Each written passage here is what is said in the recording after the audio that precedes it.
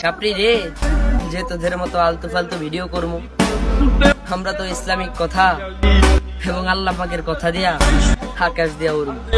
কি বলেন ইসলাম প্রেমিক ভাইয়েরা? জানো শেষ নবী হযরত মুহাম্মদ মুস্তাফা সাল্লাল্লাহু আলাইহি ওয়াসাল্লাম পাওয়ারই অন্যরকম। যারা যারা কুরবানি করবেন এবং যারা যারা কুরবানি করবেন না, তাদের জন্য আজকের মেসেজটা।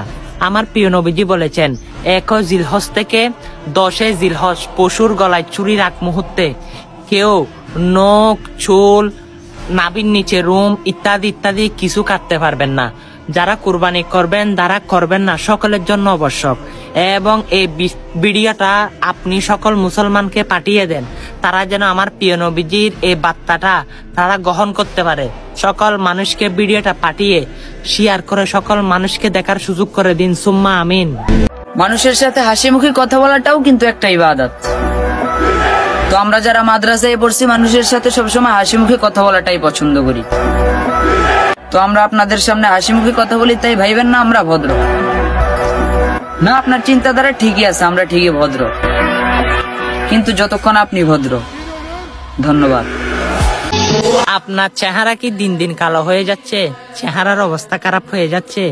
অবশ্যই হাদিসটা শোনার পর আপনার মুখে নূর চড়ে আসতে পারে।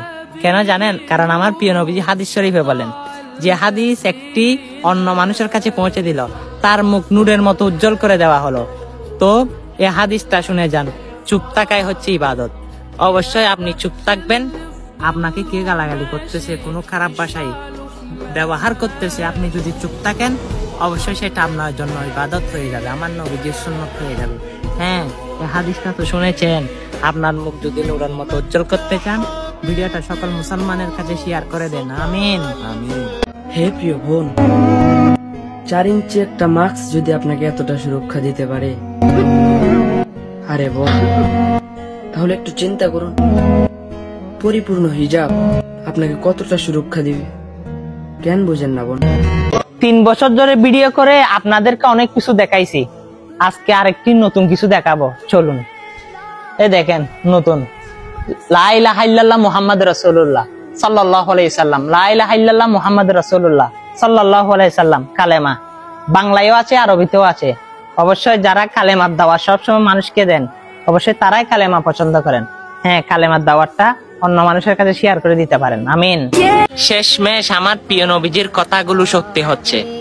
আমার প্রিয় নবীজি বলে, শেষ জবানায় মানুষ ইসলাম থেকে সরে যাবে এবং ইসলামিক কর্মকাণ্ডগুলো তাদের থেকে ভালো লাগবে না। হ্যাঁ, বর্তমান যুগে সেটাই হচ্ছে।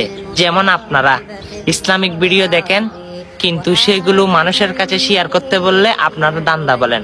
আরে ভাই, আমরা তো চাইলে অনেক ভিডিও করতে পারি, কিন্তু ইসলামিক ভিডিও কেন করি? আল্লাহ এবং আল্লাহ রাসূলকে পাওয়ার জন্য। হ্যাঁ, হয়তো আপনি সেটাকে দান্দা বলতে পারেন। অবশ্যই আজকে আপনি যদি জান্নাত পেতে চান, সেই জান্নাতের দোয়াটি সকল মুসলমানের কাছে ছড়িয়ে যান। অবশ্যই বিনা হিসাবে জান্নাত কে না পেতে চাই, আপনিও পাবেন। আল্লাহুম্মা ইন্নী আসআলুকা জান্নাতা বিগয়রি হিসাব। হ্যাঁ, অবশ্যই অনেক ভিডিও শেয়ার করেন। আজকে শেয়ার করতে হয়তো আমি বলবো না, আপনার মনে যদি জজবা উঠে যায় ইসলামের প্রতি, তাহলে এই জান্নাতের দোয়াটা সকল মুসলমানের কাছে পৌঁছে দিই। ভিডিওটা কষ্ট না হলে শেয়ার করে দিই। আমিন। আলহামদুলিল্লাহ, 7 তারিখ 6 মাস 2025 রুশ শনিবার, পবিত্রত ঈদ উল আজহা। হ্যাঁ, পবিত্রত কুরবানি ঈদে যারা যারা খুশি আছি, তারাই ভিডিওটা শেয়ার করে সকল মানুষকে জানিয়ে দিই। কারণ আমার প্রিয় নবীজি বলে, যে ইসলামের দাওয়াত সবার আগে মানুষের কাছে পৌঁছালো, আমি তাকে হাত ধরে জান্নাতের মধ্যে ঢুকিয়ে দেব। কি আপনি খুশি আছেন তো? খুশি থাকলে এখনো দেরি করতেছেন কেন? ভিডিওটা শেয়ার করে কুরবানি ঈদের দাওয়াত সবাইকে দিয়ে দিন। সুম্মা আমিন।